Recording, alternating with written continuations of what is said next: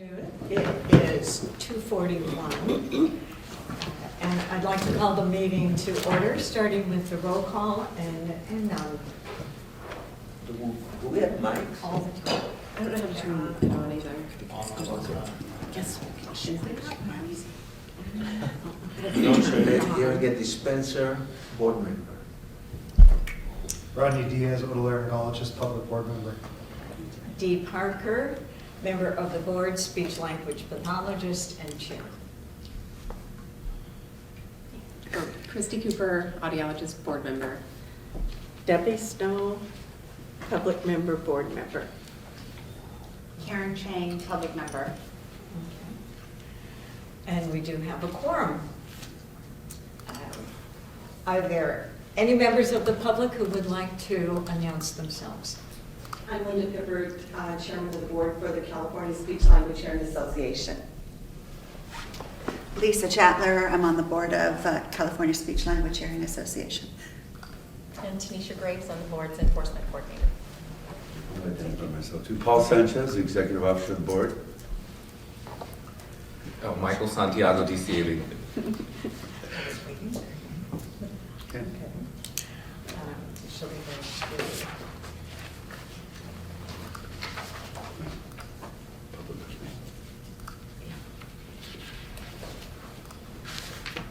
Is there any public comment for items not on the agenda?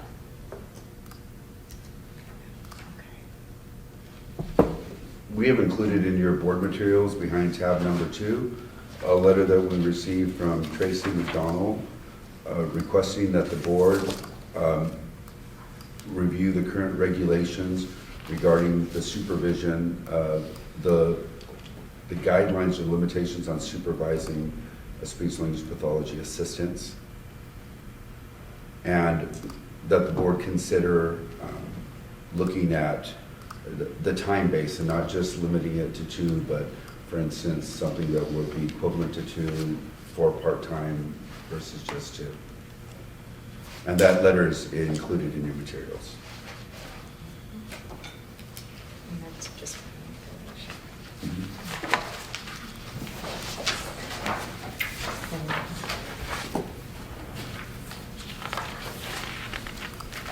Ready to read the minutes?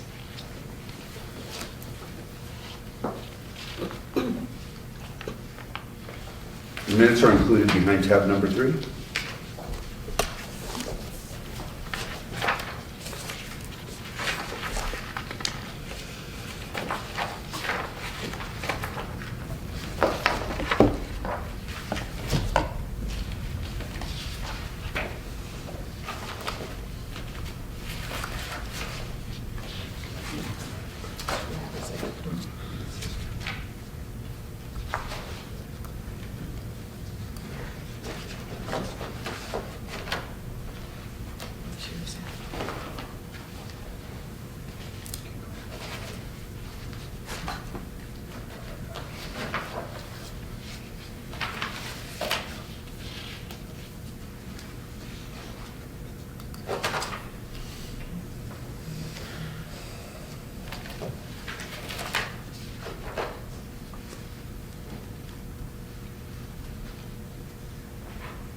And if anyone has any edits or any suggested changes, you can send them to me if you have anything right now that you want to point out.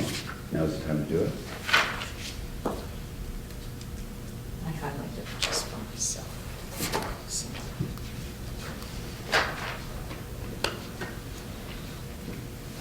Any comments?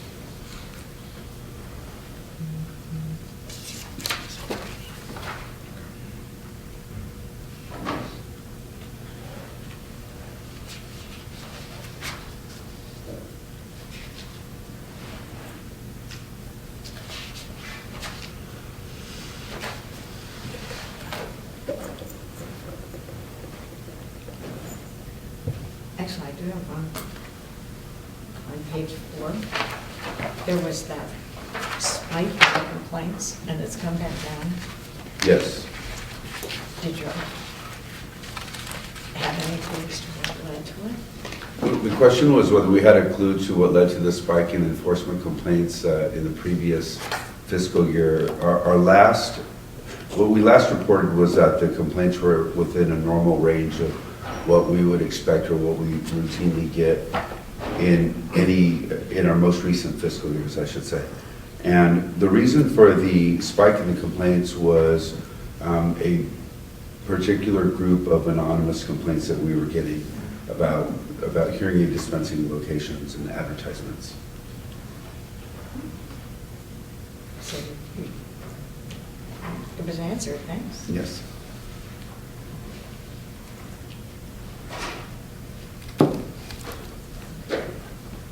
Is there a motion to approve the minutes?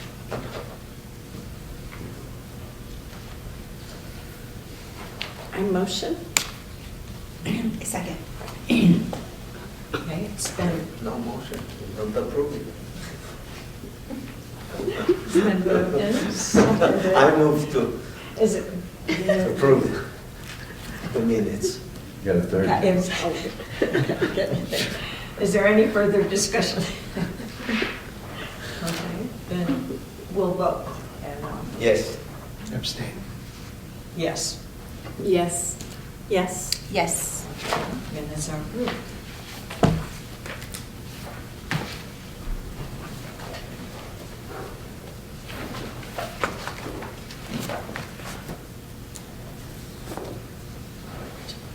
So now the board is going to go into a brief closed session.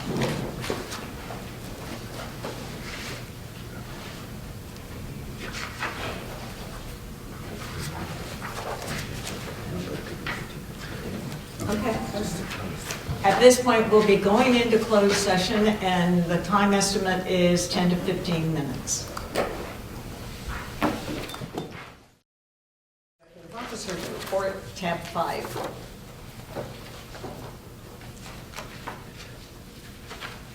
So behind the closed session tab and behind, you'll see tab number 5. And my summary is behind tab number 5A. And I'll try to go through the information and then we can go through the statistical reports if you have any questions. The board is in a very interesting place right now. We've had a very challenging year having to deal with a huge licensing workload. And you'll actually see that in the statistics. The number of applications that we processed just in the first quarter from July to September are probably represent about 37-38% of all the licenses that we have done in previous years. So it represents like 40% of our normal workload just in those first 3 months. A lot of this probably just has to do with an increase in licensing populations, an increase in the number of SLPAs, and the number of SLPs that are applying for licenses. That's what I wondered. Is it pretty even, or did one particular profession spike? Well, we have noticed that there has been a spike in the licensing population dealing overall with speech language pathology, but specifically with the number of SLPAs. Yes. So in 2014-15, we had a little over 2,000. Now we have about 5,000. Right. In 2014-15, we had 14,000 SLPs.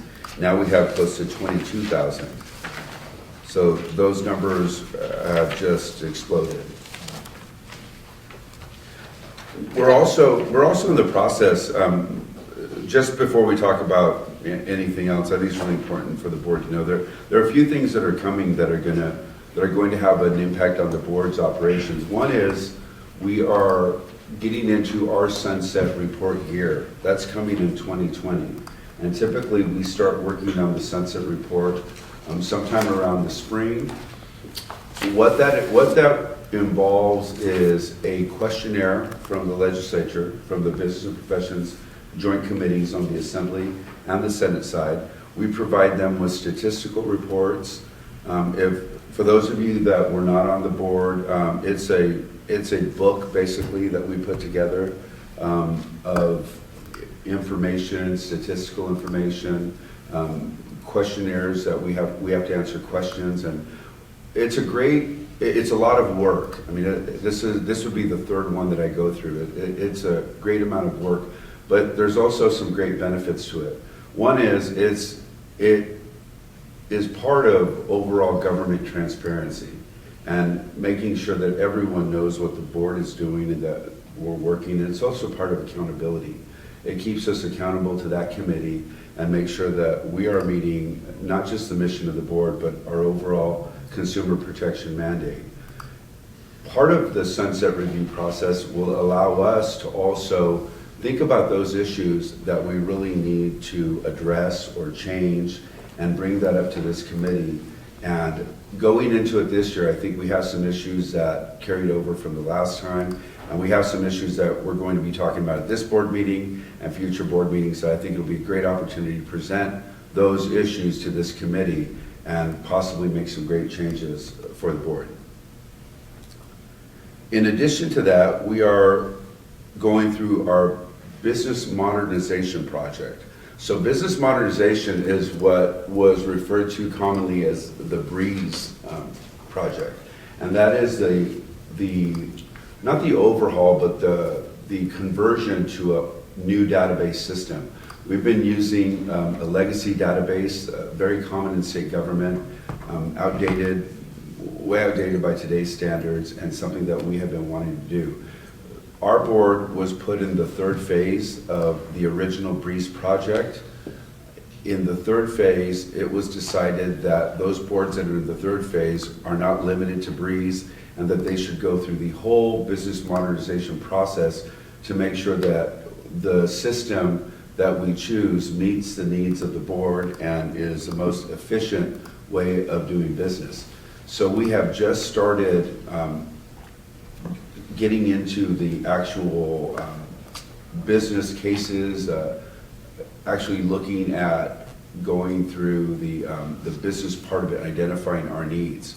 And just to do that alone, I mean, we're estimating that we're going to have to dedicate, at least 2 or 3 of our staff to work on this on a weekly basis part-time. So it's going to have quite an impact. But I think overall, in the long run, it will be a good thing because it will allow us to have systems that are relational. For instance, we have one system that's for tracking applications and another system that actually allows us to work within the database and keep track of licensing and enforcement. This will get all the systems together. It'll be connected to all of the databases that Department of Consumer Affairs uses, and it will also, probably most importantly, allow us to have direct access to consumers, not just licensees and applicants, but also consumers giving us direct information having to do with enforcement.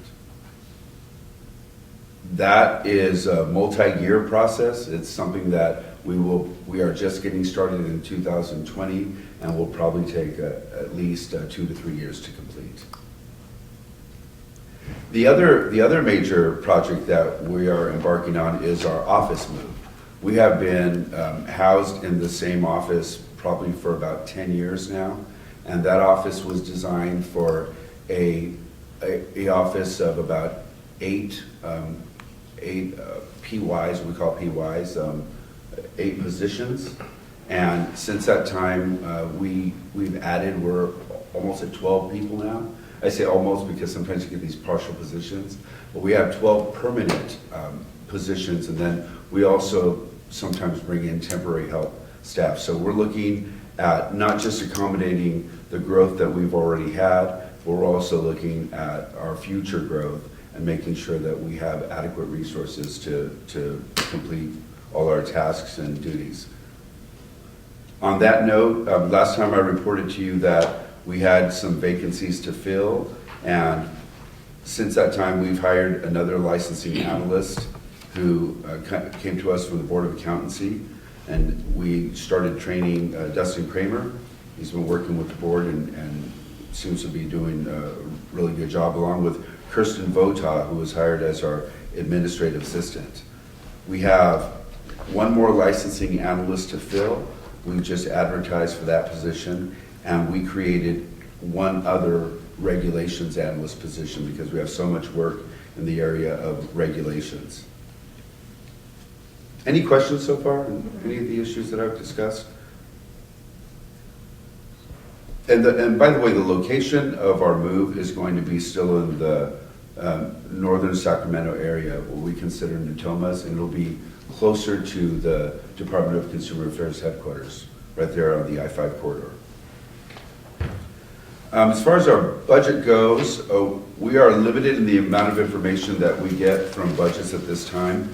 Budgets has also been part of a database conversion. So right now, based on the limited data that we do have, we know that we're tracking our expenditures and that we're right on target to where we should be. That expenditure report is behind 5B. And that basically just shows all the categories of our expenses, what we spent the previous year, where we are today, and what we project we're going to spend. So if you're looking at that report, you can see that the current year we're budgeted for $2.2 million. So far, we have spent $430,000 of that, which is 20%. We project that we're going to spend almost $2 million more, and that'll leave us with about 6% of our budget to revert to our savings, which is pretty normal for our board. And that goes into our general fund that we keep track of when we show you our fund condition. As I discussed earlier, we are actually still in our peak season. Our peak season has lasted a little bit longer, and I'm not just talking about backlog. Actually, the flow of applications that has come in has not slowed down. Usually by this time of the year, it's starting to slow down as we get into the fall, but that has continued, and we're still plugging away. I'd like to give you a snapshot of where we are in our licensing cycle times. And if you look at that table on page 2 of my report, we measure complete applications in that very top row, and last year we were somewhere between 2 and 3 weeks. We just started catching up, and we're at about 4 weeks now.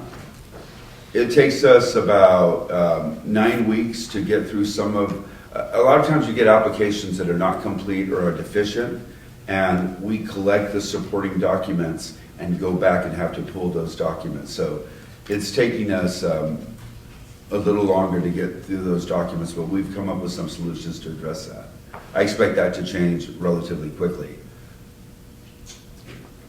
So we're at about 4 weeks, 4 weeks for a complete application. How long we take for an application that's not complete or deficient, that varies obviously based on the information that we're trying to get, or that we're trying to get to complete the application packet. Any questions on licensing? Just for your own information, we typically, I think we used to process about 3,000 applications a year. We're getting close to about 4,000 applications a year now. So that is shared among 3 analysts, and we just are starting to add that 4th analyst that we requested through the budget process. Practical examinations, so we just completed a practical examination on July 27th. We've included that report in the tabs here that kind of shows you the statistics on that. We have our exams planned through the beginning of 2020. We have 4 exams planned in November, January, April, and July. And we're also actually making it our goal to have an exam in Los Angeles and the Southern California area sometime in early to mid 2020.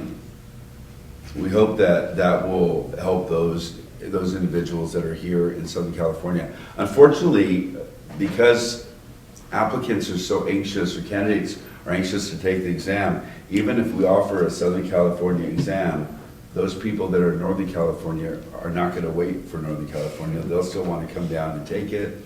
And if you tell somebody in Southern California, hey, you want to hold off, we're doing it in 2020, they're going to say, no, I'll take the November spot, because they still are under this idea that it's really hard to get into. And I imagine it is still difficult. In comparison to how it was in the past, I think it's gotten a lot better, but for the applicant or the candidate, it probably doesn't seem that way. So we hope that this will be the start of just starting to at least do a regular examination in Southern California.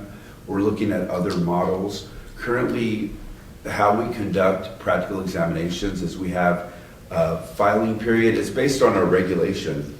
It's somewhat limited. We have a filing period, a final filing date. We review those candidates. We have a limitation as to how many we can accept. And then we have an actual examination event with contracted examiners that come to Sacramento. They conduct this all-day exam. People come in, they take their tests, they bring their subject, they bring their equipment, they take the exam, and hopefully go home feeling pretty good about how things went. That's the model that we have today, and that's a model that we've had for some time.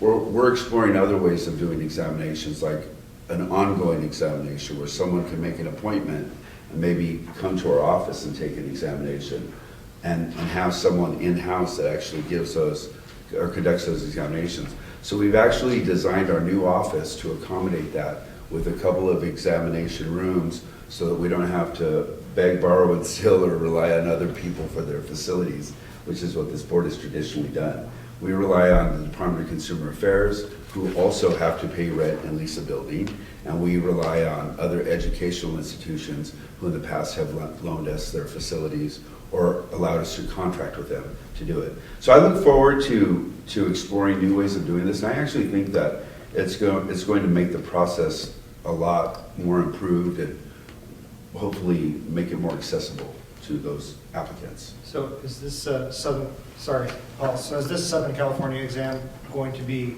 regularly scheduled once a year or twice a year, or is this just kind of a one-off to see how well it goes? I think we're going to revisit it with the goal of doing it on a regular basis. A couple years back, we conducted an examination in San Diego, and it proved to be rather difficult. And I think it was difficult because of, you know, when you deal with another facility, you have administration issues, you have contract issues, and we got a lot of complaints from some of the candidates about accessibility. So we're looking at other places, other campuses, other locations, and I've had one institution that's offered something in northern Los Angeles County, so that's where we're looking right now. Yeah, I just remember. But our hope is to get it to happen more frequently. Yeah, I just remember having this discussion and the presumed difficulties it was going to be. Right. Any other questions about the practical exam? Included in your materials, you also have your enforcement report, and those are, again, statistics on where we are today with the number of complaints we get, the number of cases we have. Our enforcement caseload today, or for the first quarter, is that we've received about 53 complaints. We generally get anywhere from 200 to 300 complaints a year. That's pretty common for our board. There are currently about 14 cases that are pending with the Attorney General's office. These are cases that have escalated to the area of formal discipline. And we're currently monitoring 33 probationers. Of these 33 probationers, 9 are required to do drug or alcohol testing, and 8 of these are in a tolled status. That means that they're not working right now, and part of the condition of probation is that you have to work, you have to maintain your license to be on probation.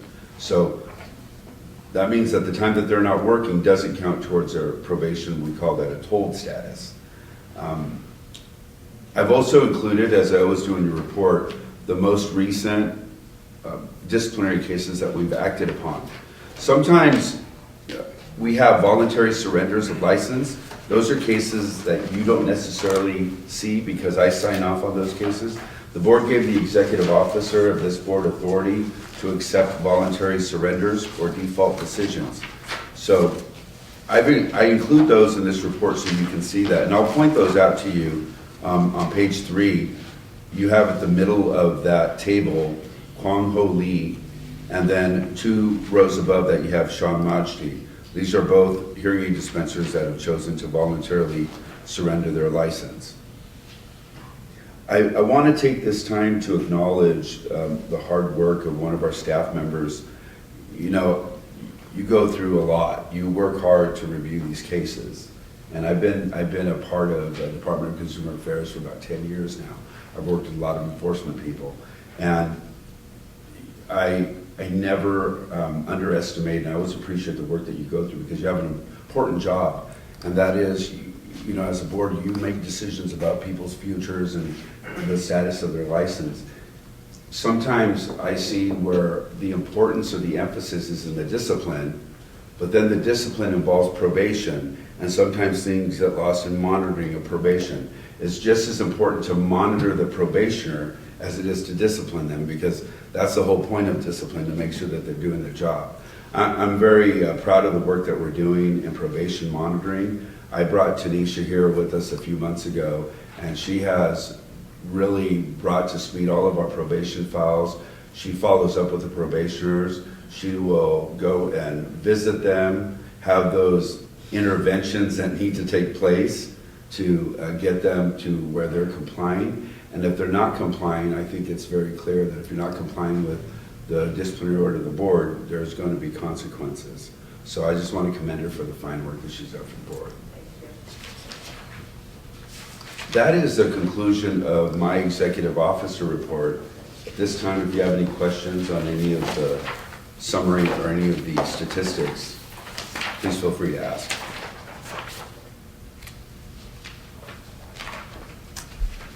Are you guys still having issues with the, I forgot what the system's called, for the procurements and whatnot? Fiscal? Fiscal, yeah, are you guys still having issues with Fiscal? Yes, so the question was whether we were still having issues with Fiscal, and when I present the budget information, that's why it's limited, because it takes a lot longer to see those reports. They're a little more detailed than they have been in the past. So it takes our budget staff and our accounting staff a little longer to work it, but yes, it's still still a bit of a challenge. I just want to make a remark that you said that we here, considering of life and profession of Yes. people and licensing, and I think we are not as much doing this, and I think the licensees themselves who are in front of us, they took their faith and profession and life. We're just here doing what we need to do, but really it's not us damaging somebody's profession or license. Right. They have elected to take these actions that affect them. That's true.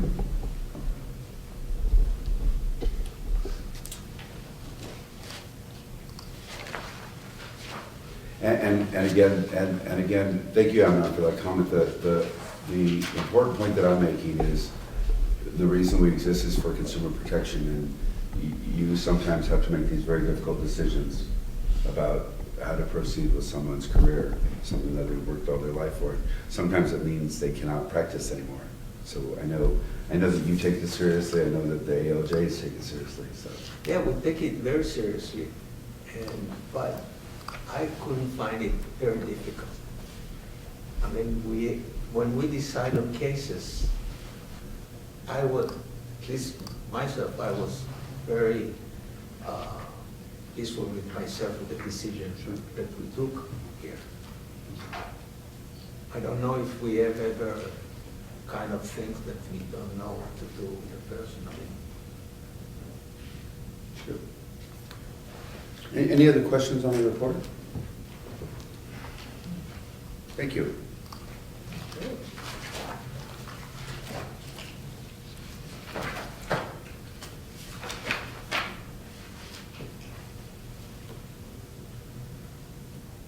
So we are now going into the committee meetings. Our first committee is the Hearing and Dispensers Committee.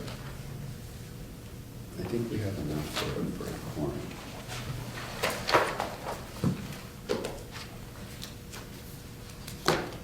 So we can do is yes, Marcia's on her way, but we can go ahead and get started with this part of the meeting. And we got the legislative update from, that's next. Sorry, did I skip that? Legislative. Thank you.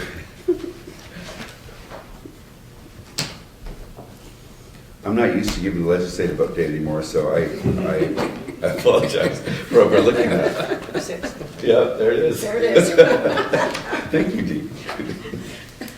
Let me go into, behind tab number 6, you have our legislative report that was prepared by our leg analyst, Heather Olivares, and she wanted to provide everyone with an update on all of the bills that we've discussed. Oh, she did a good job. So I will go ahead and start with the very first one. That's AB 598. That has to do with hearing aids for minors.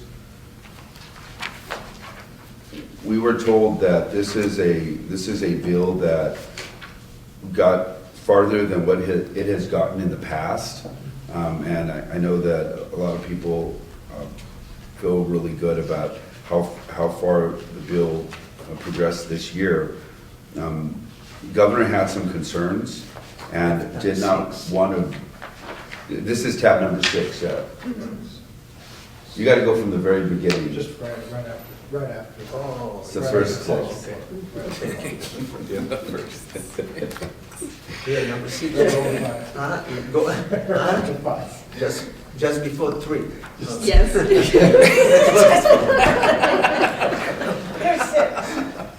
Got it. And if anyone has any feedback or any comments on our numbering system, I will gladly take those back to you. The person who created these tabs.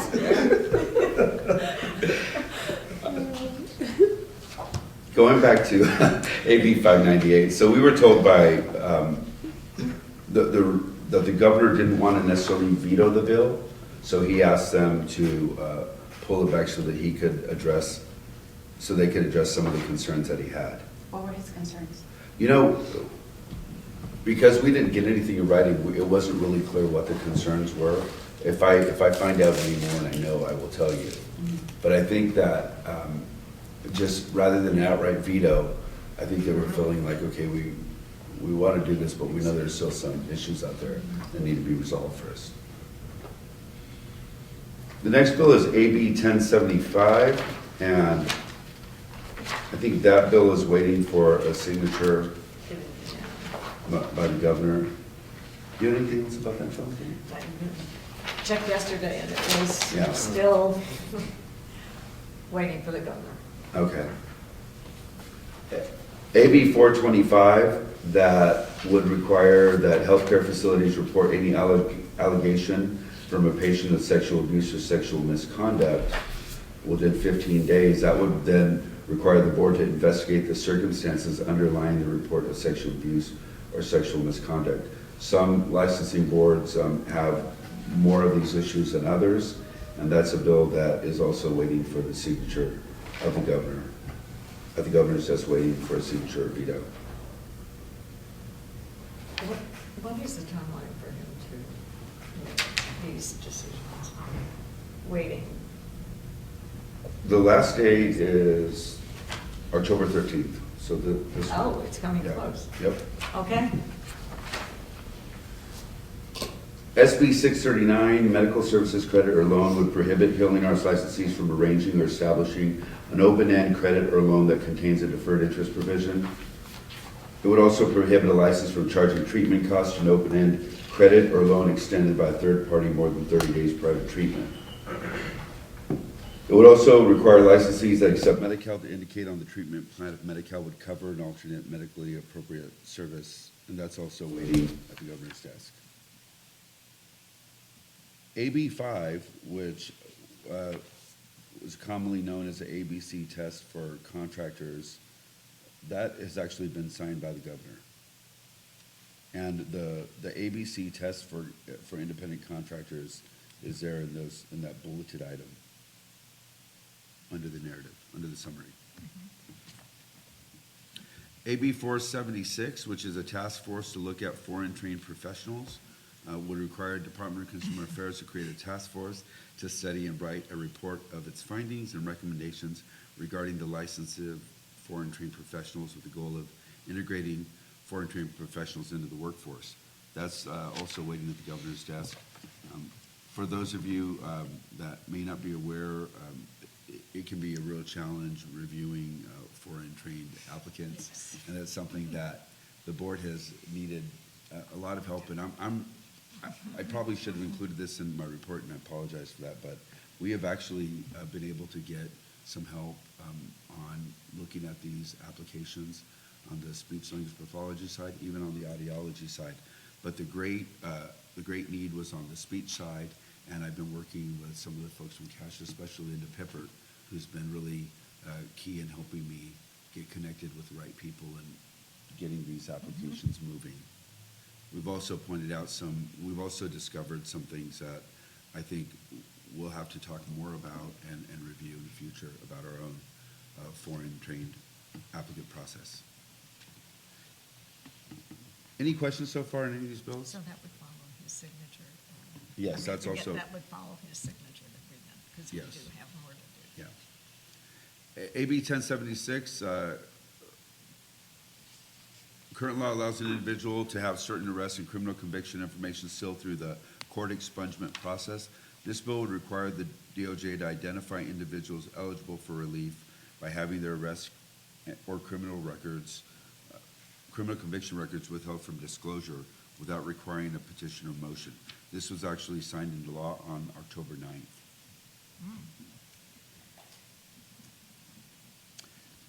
SB 53 was held under submission. That would have required 2-member advisory committees acting in official capacity of a state body to hold open public meetings if the advisory committee was supported by state funds. SB 225, citizens of the state would allow any person at least 18 years of age and a resident in California to hold an appointed civil office regardless of that person's citizenship and immigrant status is at the governor's desk. I have a question. Sure. If you know, it's my understanding if it's signed into law, so any resident will be able to be on board. And Was that signed into law? no, I'm not. If Oh. it will be Oh, yeah. signed into law, because it's on the governor's desk. So I understand that the person will be able to be a public member on the board. Now, for licensing, there's 3 public members, really 2, and 1 public member is the physician. But there's another 6 licensees on the board. Now, a non-resident can be, a resident but not a citizen can apply for a license in our speech, audiology, or hearing aid dispenser. Was that a question? Yeah. Yeah, yes, Yes? yes. So any person coming here, land with an airplane or cross the border and rent an apartment can go and get a license and practice. I don't know about that specific scenario, but I Huh? think No. your question was whether a legal resident can apply for licensure. No, I'm talking about, that says regarding the person, citizenship and immigration status. So what I'm saying. Well, we're talking about 2 different things. Are you asking about licensure or are you asking License. about the bill? No, not about the bill. Okay. If we sign, the bill will allow for 2 public members, for sure, without the license, to be on the board. Okay. These 2 people, I'm Right. looking at this board, one is appointed by the speaker, one is appointed by the president pro tem. They can appoint non-US citizen to the board if this bill signed.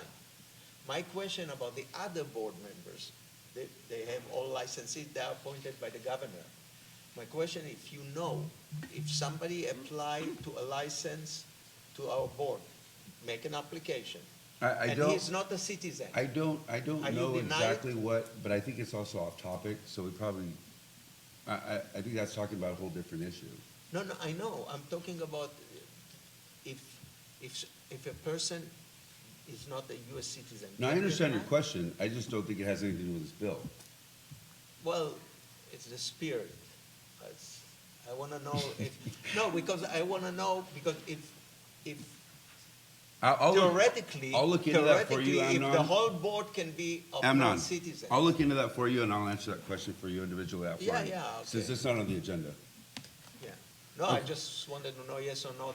Yeah, I'm not, like I said, we could talk about that offline. Okay. SB 601, state agencies, licensees fee waiver is also waiting at the governor's desk. The bill would authorize state agencies to establish an application process to reduce or waive licensing fees for a person or business that has been displaced or is experiencing economic hardship as a result of a declared emergency.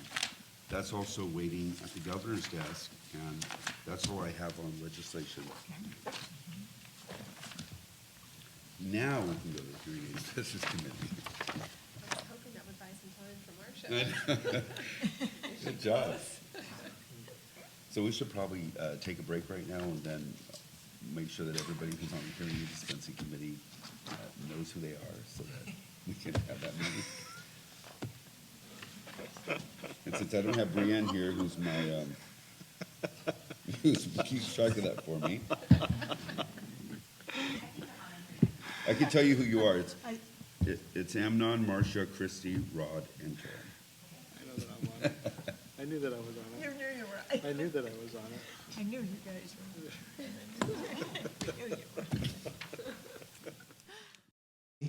And I would like to first make a roll call. Rodney Diaz, otolaryngologist, public board member. Marcia Raggio, audiologist. Christy Cooper, audiologist, board member. Karen Chang, public member. Amnon Shalev, Hearing Aid Dispenser, Chair of the Hearing Aid Dispensing Committee. Now, is there any comments by the public for next meeting? Hearing none. So we'll start with the first item is the issue regarding the hearing the written hearing aid dispenser examination, which affects also dispensing audiologists, by the way. There's a typo, I think, on the first page. It said this issue has been referred to the Audiology Practice Committee. I think it should be to the Hearing Aid Dispenser Committee. That's correct. Yep. Yeah. So I would like that Paul will give us some information that's available for him regarding data that OPS gather regarding the con and pro the going to IHS for written examination, or leave them as they are now under the board supervision. Thanks, Amnon.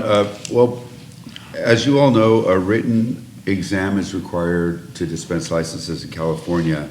We've been made aware that a number of states use the IHS ILE exam, and when this was presented to the board, it was something that we were asked to review, the committee was asked to review as to whether this would be something that would be feasible, that would work. We're looking at a lot of things, business processes, efficiencies. One thing that I actually spoke to some individuals from IHS, and I also spoke to our own OPS, which is the Office of Professional Examination Services. And they are the group that helps us with the psychometric testing, with the test preparation and development.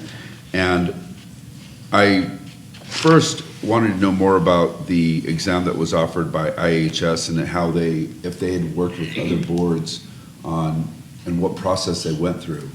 I then went to OPS and I talked to them, and I'm familiar with our own processes in California, and I know that in working with OPS, we would have to do what is an occupational analysis to determine whether this exam meets the needs of those that practice in California. We know that we would have to probably still cover certain California state laws, especially those dealing with the Sarbanes-Beverly Consumer Warranty Act. So that would then necessitate another potential supplemental exam. All of this obviously is premature without actually doing the occupational analysis, but we can make that assumption that it would still require, if we were to do a national exam, we would have to do an additional supplemental state exam, which would require probably a significant amount of exam development costs and work to the board. So that was one of the issues that we were looking at and that I was talking to Amnon about when he and I were talking about this issue. So I know that the only reason that dispensing audiologists take the written test is just because laws and regulation part of the test, because the other things they are qualified to do by their education in college. So we cannot go and dismiss it and have IHS test without this specific topic. So it's my recommendation to continue with the board doing the written exam as it is, instead of split it to two tests. One is IHS and one is the state.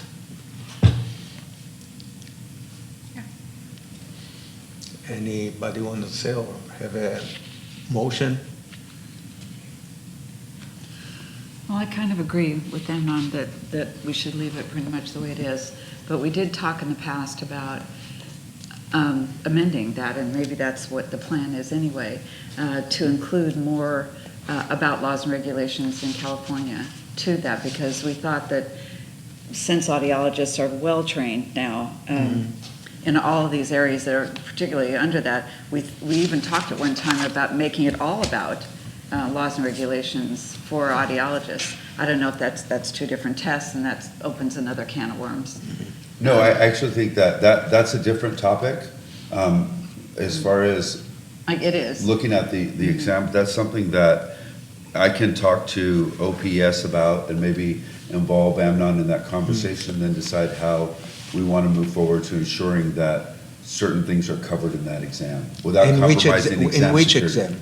On the- Us or IHS? No, we're talking about our exam now. So Our exam. Oh, okay. that's So another that's a issue. different Yeah, that's topic. another issue. We are not talking about going to do also Right. IHS, and I don't I know, recommend but it if we're this gonna make time. changes. This time, IHS written exam does not cover laws and regulation of the state of California. And I don't think they will change their test to accommodate each state. That's what I was going to ask. Have you, has that even been a topic of discussion with them? Whether or not they could addend the national exam to incorporate state laws? Whether IHS would? Not formally. I did have a discussion with them, but just in talking to OPS, there would still have to be that occupational analysis and that examination development. It's likely that we would have to continue to update a supplemental exam. But would it have to be taken as two separate exams, or could it be combined in one? Only if IHS was willing to modify their exam to accommodate California. And I think that would be the question to ask, because Yeah. it doesn't make sense to have. But even if they will say they'll do it, we will lose control over the exam. Yeah. Now we have total control. If we want to amend the questions or whatever the topics, we can do it here. And I understand from fees of what, how much you pay, $200 for written exam? Anybody know?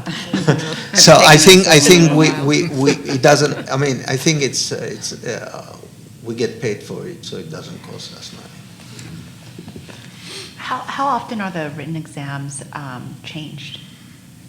The written exams are revisited every year through development workshops. So Do they get changed? it's constantly changing. I'd say, well, I could safely say that it changes annually. Okay. Is there an occupational analysis for hearing aid dispensing on the horizon? Yes. Yes, there is. And I think one of the important points that Amnon is making is that if you look at feasibility, if you look at cost effectiveness, there aren't a lot of benefits that we see at this time in going this route. In going with IHS? Yes. Oh, got it. Which test is harder? Then why is it a topic of discussion? For the 40 states that use IHS, do any of those states modify the IHS test to add their their state guidelines, regulations? I don't know if they offer a supplemental exam, but I know that we probably have, I know that we probably have laws that are obviously unique to ours, and the Consumer Warranty Act is unique. You have basically your California lemon law, and then you have the hearing aid dispensing law that's just called out on its own. And the Song Beverly law? That's what I'm referring to. The Song Beverly law is written right underneath the lemon law, so it's just right there called out on its own. I don't know what other states offer that same type of protection. And not all states require a hearing aid dispensing written exam, so that's true. It almost looks like we're one of very few, if not the only ones, not using the IHS exam. Do we have a motion? What is it that we need to note that we won't be? You have a comment from? Oh, you have a comment? Oh, I'm sorry. I don't know how you want to handle that, but Okay. I'm going to be commenting on a fair amount of stuff the next couple of days. So my name is Bryce Doherty. I'm here on behalf of the Hearing Healthcare Providers of California. And we would support the board pursuing migrating to the IHS exam, National Standardized Exam. But our discussions have brought us to the same place that Marshall was talking about, is it has to include the state law requirements as well. So we just would want to make sure whatever we do, if moving to that is the direction the board would like to go, we would like to do that, but we also don't want to lose sight of, the laws and regulations regarding the respective practice acts. Can I just ask why they would like us to adopt this test? Why HHP is interested in doing Well, I it? think we've had, my leadership has had discussions with the board about the written exam and the practical exam, and the fact that this board is really in the business of doing that. No other board that I'm aware of under the Department of Consumer Affairs does that.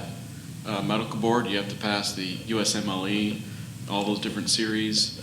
So the fact that the board is actually, actively engaged in the practical exam and some of those written exams is fine, but we just feel like, given everything that your executive officer had talked about with regards to licensing and applications and capacity and everything else, I think it would make sense to do what 40 plus states in this country are doing, which is migrating towards some sort of national standardized sort of, type of exam, written and practical. I want to ask you a question.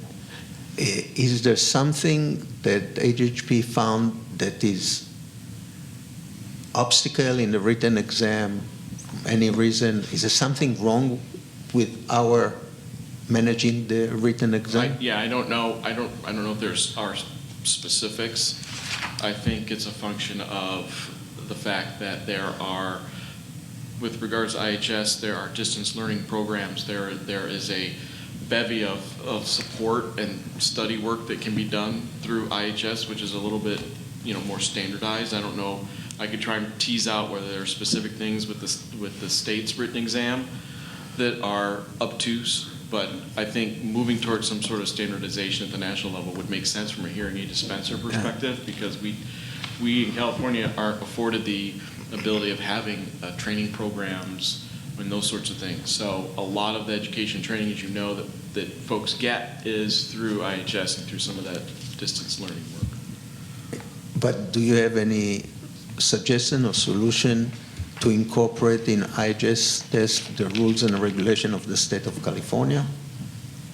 Well, my comments on their behalf is that if we are supportive of the board looking to migrating towards an IHS national written exam, and I understand there has to be occupational analyses and different sequencing things that need to happen, but they, there's not anything specific that they see as problematic. I just wanted to mention that because that's come up and we've talked about that. Okay. My recommendation is to leave the status quo as we control the written exam, and I don't see any right now an advantage to move to IHS. There's no purpose, not financially and not procedure. And I think the board will have the same type of load if we have to do the supplementary test. So I think we should leave it as it is.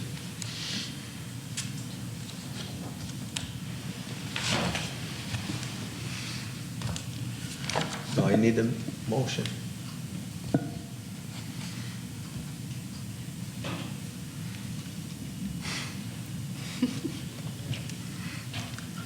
Okay, I move that we make no changes to the current hearing aid dispensing and written examination, and that it remain as is. I second. And I just want to clarify that the motion is to make a recommendation to the board. Yeah, this motion is to make a recommendation to the board to leave the status quo. And so I call for the vote. No, the committee, oh, you're in the committee. Yeah, yes. Yes. I guess is there further discussion? Yes. Yes. Yes. So motion passed. We have the second topic, which is something that is, what tab is this here? Okay. Trainee requirement, is it, everybody has it, tab 4, I believe. And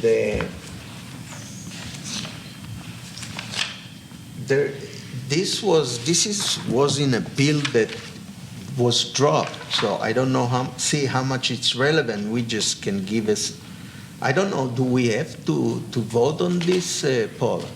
I mean, do we have to vote because it's a bill 780 has not moved? This is part of the issue that this is part of one of the issues that was addressed in AB 780, which would have created a new license type for a trainee. As you recall, in our last board meeting, I pointed out that.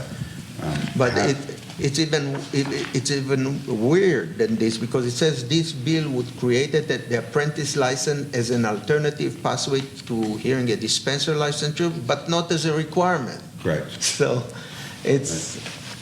It was a voluntary license. Voluntary thing, but we're not supposed to go and create another license. Right. Well, one of the things that we could discuss was whether we would establish a required course of instruction, because even our trainee registration right now is voluntary. Yeah. Anyone can take the examination who meets the minimum requirements, and anyone can become a trainee who meets minimum requirements, but you don't have to become a trainee to become a hearing aid dispenser. Right. So it's an opportunity for someone to receive training directly under the supervision of a hearing aid dispenser. Some discussion has been made. I've actually been approached by HHP about actually having some formal requirement. I don't think that's me. I think that's D.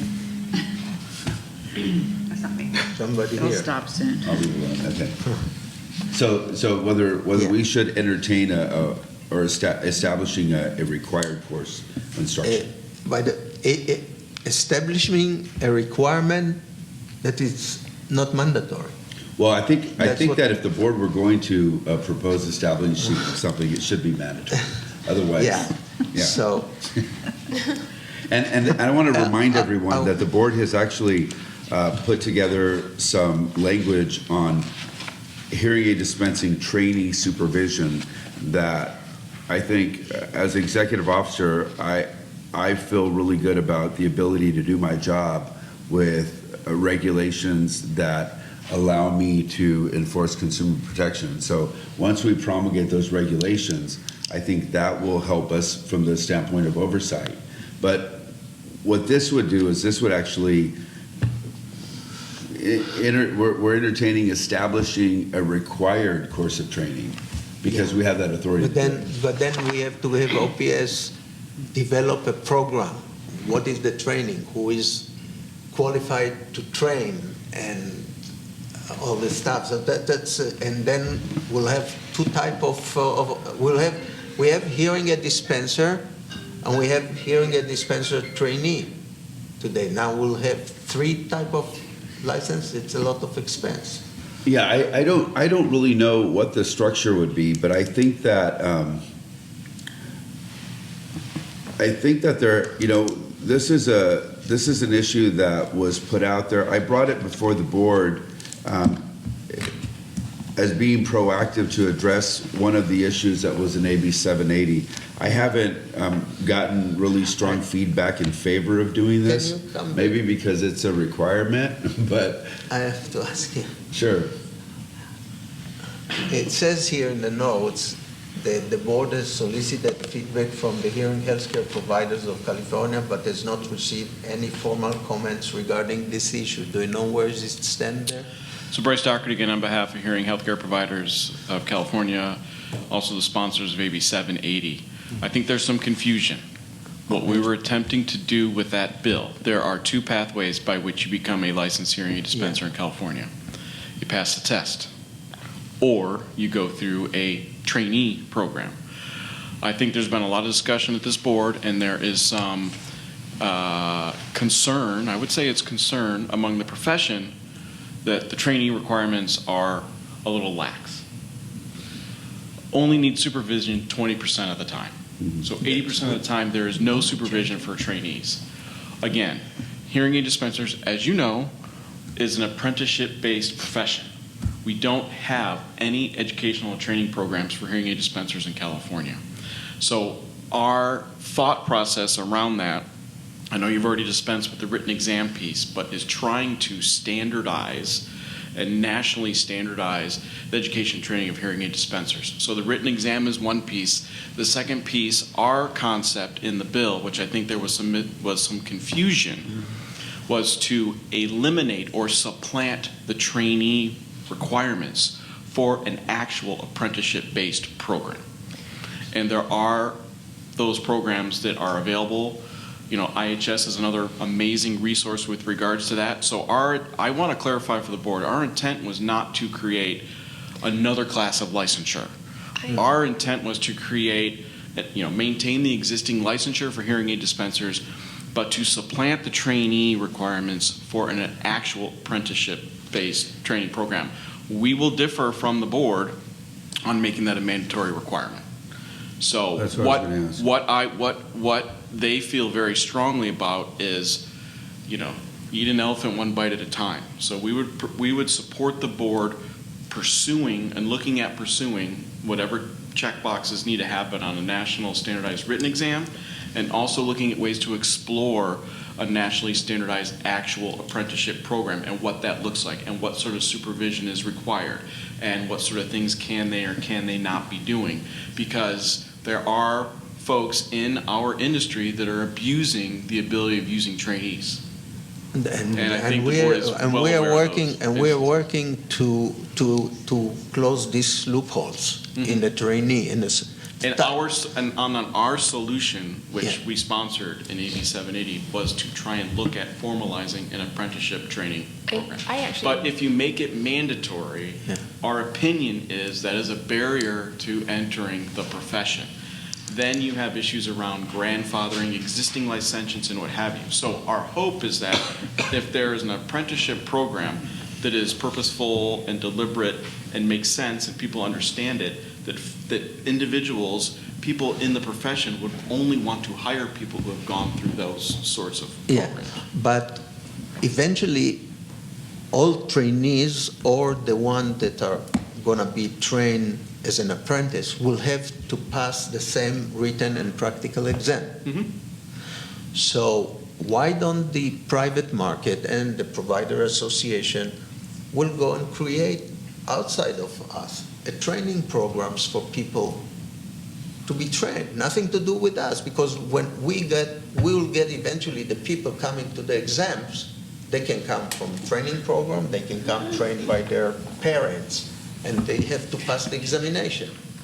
Well, why would we do that? What? I mean, the lowest common denominator is the requirements of a hearing aid dispenser trainee. And what we would be teaching and what we would be selling would go well above and beyond what the minimum requirement is for California for a trainee. So why would we do that? Just so you will have people that are training better. Why do we have to? You said we don't have to mandate this, right? It shouldn't be mandatory, right? You Right. said it. So if it shouldn't be mandatory, why not the private market? How can we mandate something that's not mandatory? Because the board is mandating everything that we put as a rule, it's mandate. So why should we mandate something that you don't want to? We're concerned that existing law around trainees allow trainees to practice Yes, and independently 80% of the time. That's And I'm wrong. concerned also, and I think we work on the Right. supervision to change 100% supervision on ear mold taking. Right, and I think that's where, so I understand, Bryce, that you said it was confusion. You're referring to the confusion of the actual language of the bill? Or the confusion with the writers of the bill? Okay. Correct, because what I keep hearing is, we're creating a third class of licensure. Right, because We're that's what not the text saying- said. I really Right. want to make sure, I want to see heads nodding in the affirmative. I want to be unequivocal that what we were saying is, there is a license to practice as a hearing aid dispenser. There also would be a pathway through an apprenticeship program, which is actually what it is, as opposed to the current outdated, archaic. I think it's clear what you're saying, but because the language of the bill articulated it in that manner, that's what we all thought. This was another pathway, and it was a voluntary pathway at that. But I guess where I get confused sometimes is that I've seen where HHB has said that our HAD changes are too stringent, and I'm also hearing that they're currently too lax. And I thought we were making the changes to remove that laxness, for lack of a better term, and make them more. Yeah, we provided comments on the draft regulations. So I feel like they were way overly restrictive. So that's why we're saying we need to point to things that 40 other states are doing. Why don't we try and standardize these sorts of things, which is what everybody is teaching to, which is what all the people entering the profession are seeking, the same level of training. It doesn't make sense for HHP to go off and do a conference on something, something that's voluntary because we want to have better trained folks, but then we're not training and educating to like what the lowest common denominator is on the. So I think the issue that we have with the regulations was, I think we're concerned that there's 80% of the time where hearing aid dispensing trainees are practicing unsupervised.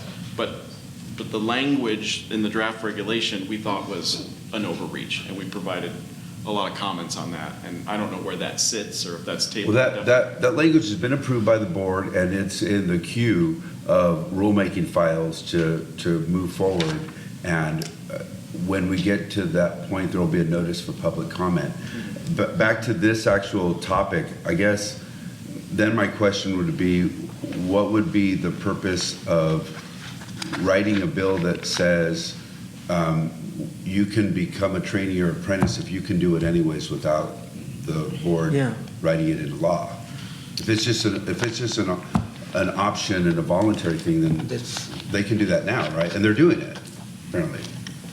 And again, I'm saying. Yeah, I mean, I think there's a feeling that eventually everybody who would want to enter the profession and everybody in private practice who would want to hire newly minted, folks or trainee type folks or apprentices type folks would gravitate and look towards that pool of people, right? So we want to create an incentive for people to go the apprenticeship trainee pathway, as opposed to just studying and taking an exam and hopefully passing the practical. I mean, it's a waste of the board's resources and time. It's a waste of the people that are trying to be trained to do that sort of thing. It's taking up spots in trying to take practical exams. So we're trying to get people to enter the profession. And I think the board looking to standardize some of those things and taking advantage of some of the things that are happening in other states and nationally makes sense. Yeah. But again, I don't believe that we can rule here or create regulation that are voluntarily. It's like we create the renewal licensee fee is $280 or $350. It's the $350 is voluntarily, but so people will pay the $280. You see, you can't create a voluntarily law. I don't believe we are in the business of creating something as a Well, kind that's of... why we, quite honestly, that's why we sponsored 780, which the board opposed. So I the only see. way you do that is you change statute and change state law.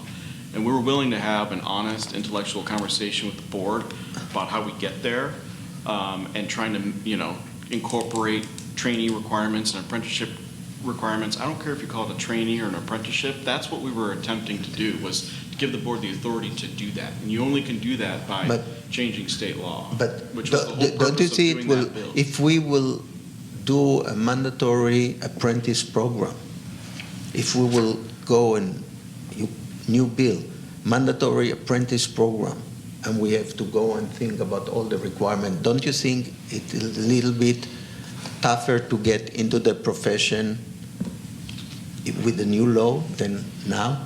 Correct, which is why we think that would be misguided. We think you enter the profession one of two ways. One is taking the exam. Yeah. Studying and taking the exam, and two is going through a trainee process. But, okay. Which we think is fundamentally So flawed. you want the board to adopt some philosophy that there are two ways to go to become a hearing aid dispenser. You can take the test, or you can take the apprentice program and take the test. Correct. It sounds to me It's a little bit. catch-22. It sounds like a catch-22. And I just want to clarify too that we already have authority we have authority in statute today to actually require that applicants take a required course of instruction prior to licensure. If the board wanted to, the board could actually pursue that. But then we have to go and develop, OPS has to develop kind of training program. And then, I'm not sure. I'm not sure if that would be required. But all I'm pointing to is that we currently have that authority. We don't need statute. We already have okay, statutory I see authority. what you mean. Yeah, okay. Oh, actually, I had a question for you. I recall you saying that a lot of hearing aid dispensers, when they take a training program that's sponsored by IHS already. Is that correct? Yeah, there's distance learning programs. So do they get a certification Correct. or something? Correct. Okay, so to me, that would make them fall into the category that you're describing of more, I guess, attractive to future employers by having that certification. If it already exists, I don't know that we need to incorporate it into what we're, into making it a voluntary piece of the California Well, license. I guess, maybe I'm not explaining it right. Yeah. There is already a body of law that talks about the pathway for somebody to be licensed as a hearing aid dispenser. One pathway is to study, take the exam, and pass it. I understand The that second clearly. pathway is through a trainee program. So what we're talking about is doing away with the existing trainee program and supplanting that with an actual apprenticeship program, which is more reflective of what the profession actually is. It's an apprenticeship-based training program. I And understand. How so- would that work if it's voluntary? I know, that's why I'm Yeah. saying I think the voluntary It's piece is- voluntary, there's- it's currently voluntary to be a. Yeah, So, but we yeah, have the go. other piece in there where they have to pass the test. Correct. If you say we get rid of that, we supplant it with this IHS course, they still have to take the test. They would still, yes, they would And I still. could have sworn you said at the And- last meeting that having anything mandatory like that would be a Having a disincentive. mandatory, having a mandatory apprenticeship, going through a mandatory apprenticeship training program prior to taking the exam, we So would oppose. are you just wanting it to be called a license instead of a certification? Because they're getting this, they have the option now to get the certification through this distance learning program. And that actually meets the requirement of what you guys are wanting, just to have them be more employable, I guess. Am I Well, making sense at all? I we don't too, think. we too have a consumer protection issue, and again, we feel that there are big Rubicons and problems with the way in which the current trainee requirements are structured. We think what was originally Through proposed and IHS. going through the No, I process from the think the board, 20% we think is an 80%. overreach. Okay, So okay. that's, we're looking for ways to try and find common ground on what would be adequate professional, education training prior to taking an exam. I'm sorry, what is Does that? that make Well, if I could just clarify, Yeah. when this issue is being presented, I understand what Bryce is saying. He's talking about supplanting one with the other. What we were presenting here was a required course of instruction, which is different because the trainee supervision requirements is something that the board already discussed, agreed upon, and is pursuing through the rulemaking process. But I think what we were talking about here is requiring some uniform type of training prior to coming to take the exam. That's voluntary. Well, And what I was presenting, I personally don't see the point of a I voluntary agree. process. Yeah, I would only, I'm looking at it from a requirement standpoint, because that's the only way that I can ensure that people are getting the training and that people are preparing Yes. for the exam because a the certain voluntary way. piece still So I currently think exists. the practical, I mean, I hear exactly what you're Sure. saying, and I don't want to look at I wasn't aware of the provision in the B&P code that gives the board the authority to require some sort of specific training. Like, I trust that it's there. And if that's the direction the board would want to head, to require an IHS or an apprenticeship type training program, nobody would be trainees anymore. No, I would like to know. Nobody would be a trainee But anymore. we're not. No, We can, but we IHS has the resources or has today a seminar to train people to dispense hearing aid? Just, I'm asking. Is what? I'm asking if IHS has today, currently, training program for dispensing hearing aids. Yes. Yes. So if we will put, I'm just brainstorming, if we put on our website that one of the ways to get trained is through IHS, but this may cover the whole thing, then people will see, I want to get a license, I can go to IHS to learn it. But they have to go to the test. And they wouldn't go through the trainee program. It would not be a trainee. No. There would be there's no training. They wouldn't voluntarily go through the trainee program prior to taking the exam. They would just do the IHS test and they would do that. No, they will have to do the written and practical test. Correct. He's saying that the But training. I'm saying but just- What kind of, would you know what the practical training is in the IHS course? I can't speak to that.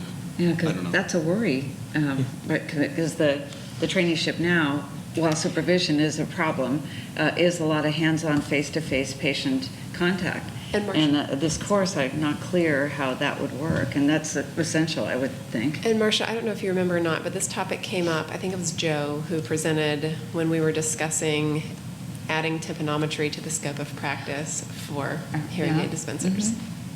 So I think that's, in my opinion, I see it being kind of a pathway for like expanding their scope of practice, perhaps. What I'm thinking or not quite clear on, I get that you're suggesting two pathways to get a license.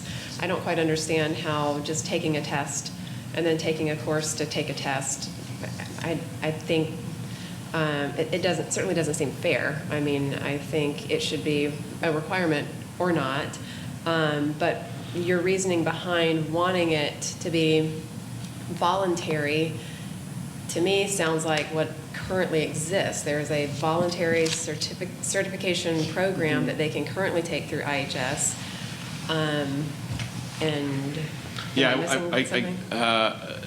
This is good, actually. This is a good dialogue. I appreciate the dialogue. Maybe I misspoke. I wasn't suggesting that we're saying you go through an apprenticeship program and you get a license.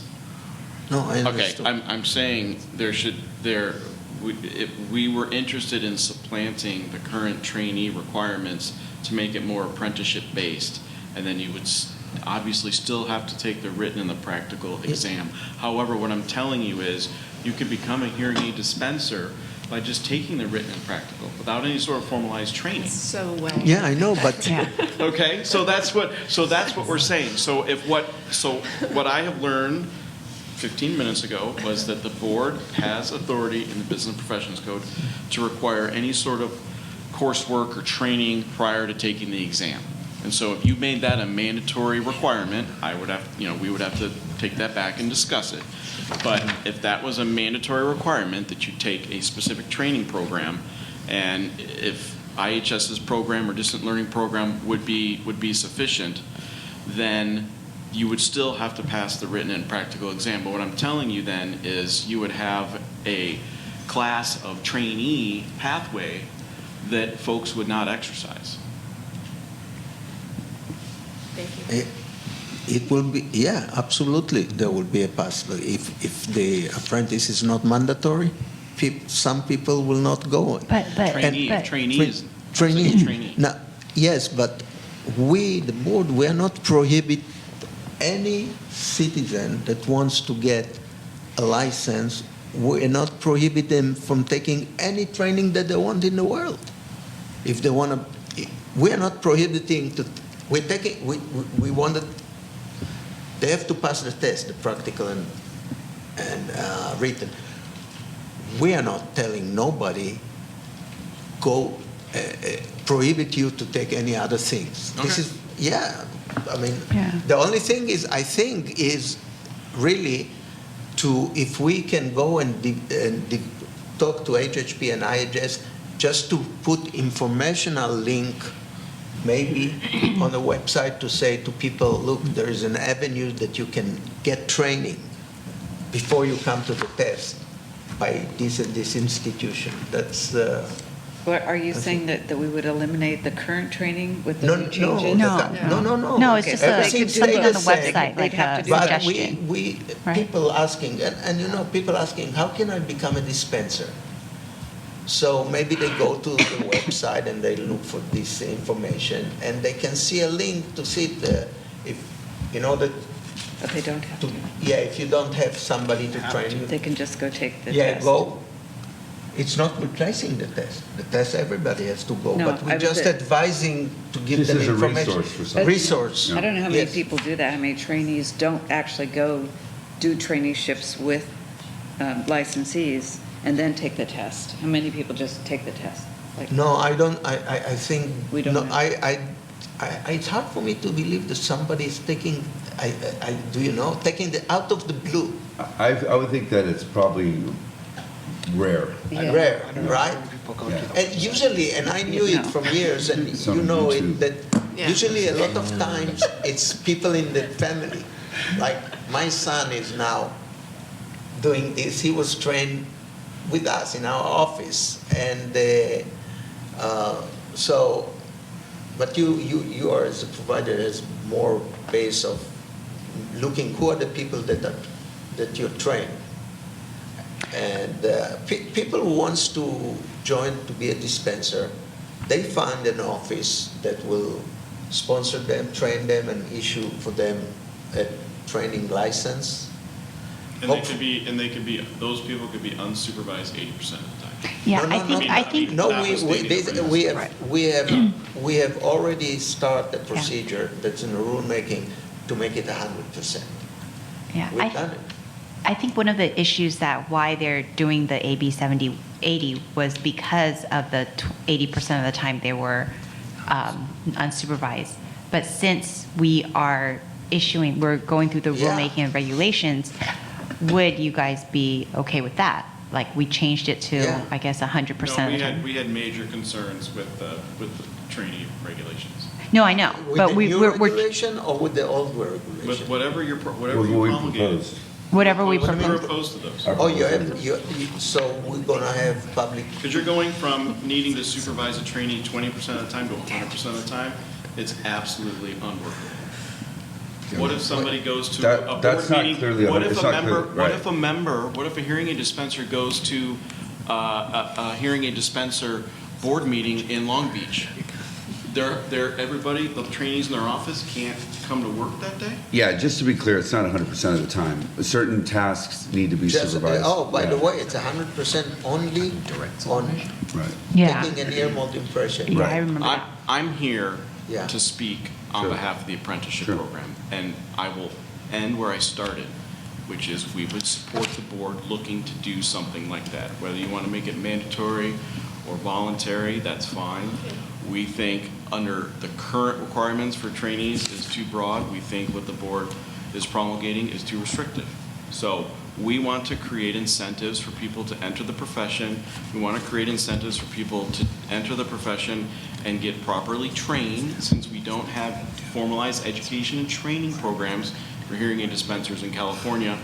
So I'm not prepared to talk about all the ins and outs, and I don't have all my notes on why we didn't like the regulations that you had promulgated, but that was just our intent. It's a to the lot extent that's easier. helpful. It's a lot easier to digest the training program for everyone, not just you pick and choose if you want. For me.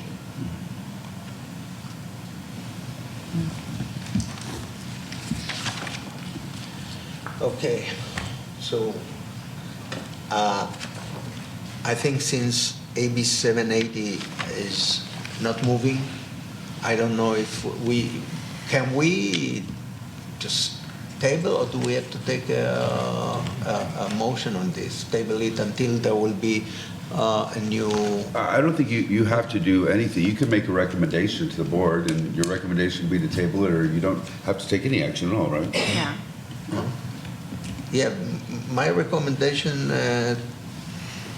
not to act on this, just leave it as it is until there will be another solution that makes sense by any other group. And if there's no motion, we don't have to do anything, right? Legal counsel? Right, yeah, your update would just reflect that the committee does not have any recommendations on this issue. Okay. I just have one question. I'm always, what would be like the barrier to entry if we require all hearing aid dispensers to have some sort of apprenticeship or internship, and then afterwards they have to take this exam? So there's just like one pathway. First you have like apprenticeship for, I don't know, however many months, and then you take the exam. The only barrier I could see would be lack of programs. If it's, something that's distance learning or available online, I'm not sure how it would look, but at least with audiology, we've had limited program availability, and now it's changing. So there will be lack of programs in terms of lack of hands-on programs, right? Lack of hands-on, a hearing aid dispensing office for them to go to. Okay. So you suggest we don't, how do we do? If there's no motion, we don't have to take so- any action this time. Okay, so committee meeting is adjourned.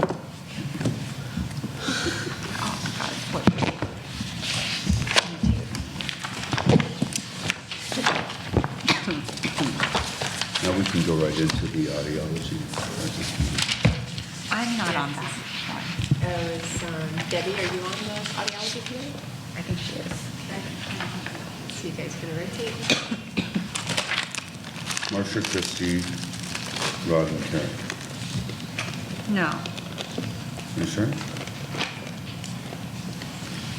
Is it? It's Marcia, Christie, Rod, and Karen.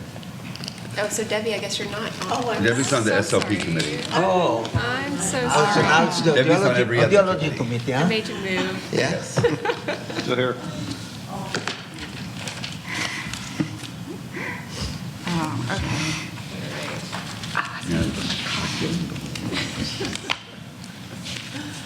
Because this is a I think it's a good paper.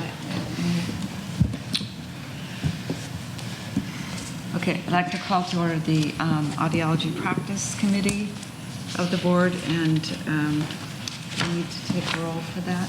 Yes. Rod Diaz, otolaryngologist, public board member.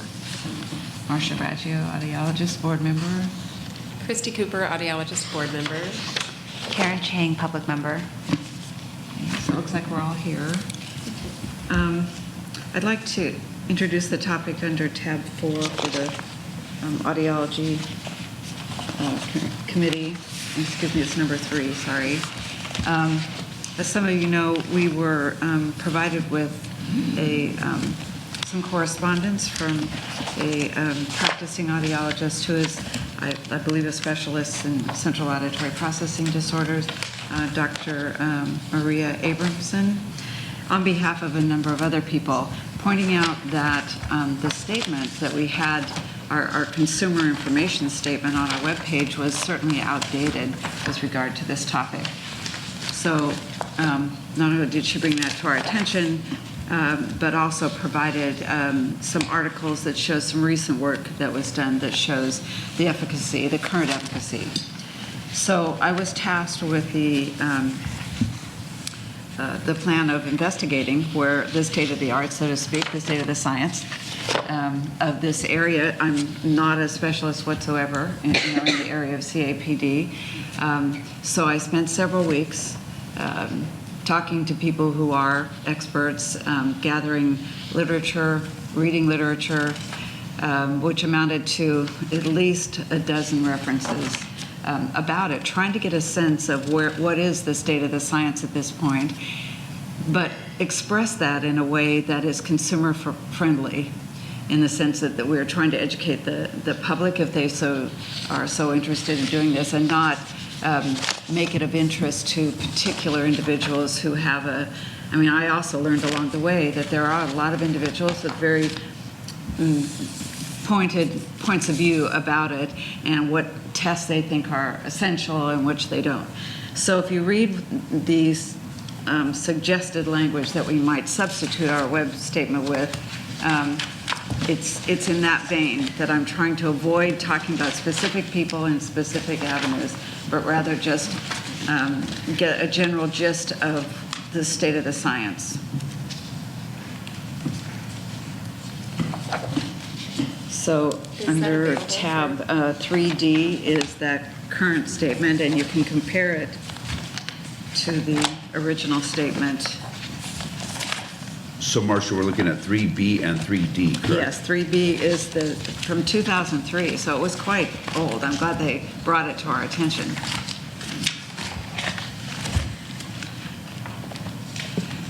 So, would you like to introduce yourself? And thank you. Hi, Marcia. My name is Sydney Fox. I'm an audiologist. I was also a board member back in the 1990s, so it's nice to come back. Currently, I am representing the California Academy of Audiology, and I want to give you a little bit of my credentials within this. There are basically two groups who work with auditory processing. The first one is a group out of AAA. It's called Pathways. The executive on that board for that group is Frank Music and Gail Chermak, and I am the secretary for that group. The next group, which I'm proudly wearing on my chest, is the International Guild of Auditory Processing Specialists, or IGAPS. This is a group of the practitioners who actually work with the assessment and the treatment of auditory processing. Now, in our group, we have speech-language pathologists, we have audiologists, we have psychologists, we have OTs, we have educational people who work with the kids doing assessments and so on and so forth. And that's this particular group, the IGRAP. The leader or the chief of that is Dr. Jack Katz. Yeah. Dr. Jack Katz, who is, along with Dr. Music, the author of some of the tests that we do now to be able to look at auditory processing. I also have, for your additional reading, an article, if I may pass it out, about some of the controversy that has gone on. And I am an author on this paper, and it was submitted to Ear and Hearing Journal, one of the main audiology journals, when they had made a decision as to what they wanted to do about research coming in with auditory processing. And you will see that there are 5 or 6 pages of scientific research which is showing that auditory processing is in fact real It's not controversial. It's not changing rapidly, except that it's tied to brain research. And so every single time there is an advance with information about the brain, it will trickle into what is going on with auditory processing. And what we know now is so incredibly different than 5 years ago. And what we will know in another 5 years will make us weep at what we thought was correct today. And it just goes right along with the brain stuff. The lack of consensus is from individuals who believe that auditory processing isn't really something that's there. I think you'll find when you look at the 6 pages single-spaced of the documents of 30 years of research and scientific research into this, you'll see that that's not reasonable to suspect. What it is, it's a turf war within the audiology community, okay? As to who's going to be the, naysayer and who's going to be the one that everybody's following. Anyway, I don't know, do you want me to address each one of these Can you things? explain what auditory processing is? Auditory processing is what the brain does with what it hears. Let me give you an example, okay? So what happens is that the outer portion of your ear is considered to be the peripheral system. Do you have a hearing loss? Do you not have a hearing loss? It has nothing to do with the brain and how it listens and what happens to the sound. So let's use the word cat. So I say the word cat to you, and it travels to your ear as acoustic energy, and it goes into your ear and hits that eardrum and goes behind the eardrum and is changed into mechanical energy.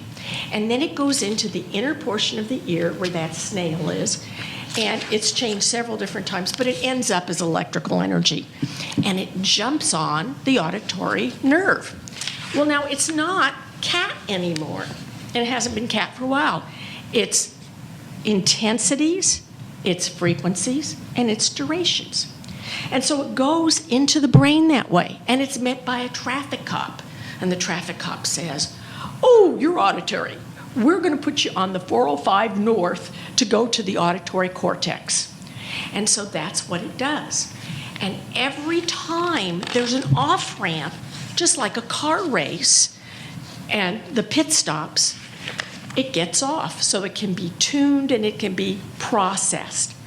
Now, with the pit stop, with the car race, if somebody forgets to put gasoline in the car goes back out on the racetrack, runs out of gas, and is out of the race. But that's not what happens with auditory processing. If something didn't get done properly or completely, it gets back up on and continues its journey until it gets to the auditory cortex. Now, the auditory cortex, which is the main center of auditory information for us, is your decoding area. And it looks at this stuff and it says, ooh, we've got a k sound, we've got an a sound, and we've got a t sound. It's not a word, it's just k, a, t. Well, if stuff got there wrong, it may say this is a k sound, an a sound, and a t sound, which when you put it together is cot, not cat, okay? And then this information is sent next door to the auditory associative cortex, where it's merged into cat. It's not a word, it's just cat. And then it gets sent to the linguistic cortex. And the linguistic cortex gets out its big dictionary to see what is a cat, is it a real word, okay? And while it's doing that, your visual cortex starts screaming, I've got a picture, I'm sending it over to you, which it does. This is why when you read the word cat or you hear somebody say cat, you envision immediately a picture of a cat in your brain because it's all put together in the linguistic cortex. Now, the linguistic cortex then takes that information and puts it in a file folder, which then it puts into a file cabinet, which then goes into memory so that whenever CAT comes up, the linguistic cortex can go into that memory bank and pull that file folder out so it has that information. Now, if the information, so what it is that auditory processing is an input or a stimulus or a receptive manner of getting information. The linguistic process is a top-down type of a process, which is expressive or is output, all right? So what happens if you get the wrong information put in memory? When the linguistic cortex goes to get it, it's got the wrong stuff, okay? It's like the general who mistakes what the troops' information was, and he gives directions to the troops which are totally wrong and send them to the wrong place because he didn't understand what the information actually was, okay? And that creates a top-down type of a problem. Now, if everything gets in there correctly, then again, if it goes to it, it may not retrieve it properly. And what happens with this is that kids have trouble with reading, kids have trouble with remembering, kids have problems in understanding what's going on in the classroom. And one of the things that has been demonstrated, it's like a cell phone that gets off track and you're breaking up all the time, and that's what auditory processing is. It's breaking up the signal all the time, and you're trying to put it together to make sense. So that's what an auditory processing disorder does. Auditory is your basis for reading, for speech, everything. So if your auditory pathways are in some way affected, it's going to affect everything you do academically because you're not going to be able to keep up with what's going on. There are different categories of auditory processing. Decoding, okay, which is what we just did. We have an issue with the temporal processing. Temporal processing is the right side of your brain, which is attached to your left ear, okay? And what happens there is that all of the timing information for speech is over there. So if you read the word present as opposed to present, they're both identical, but the difference is with the accent, okay? And the child may not know which word is which because they don't hear the accent. Or somebody stands by the window and says, "Oh, look at the snowdrift by the window," as opposed to, "Look at the snowdrift by the window."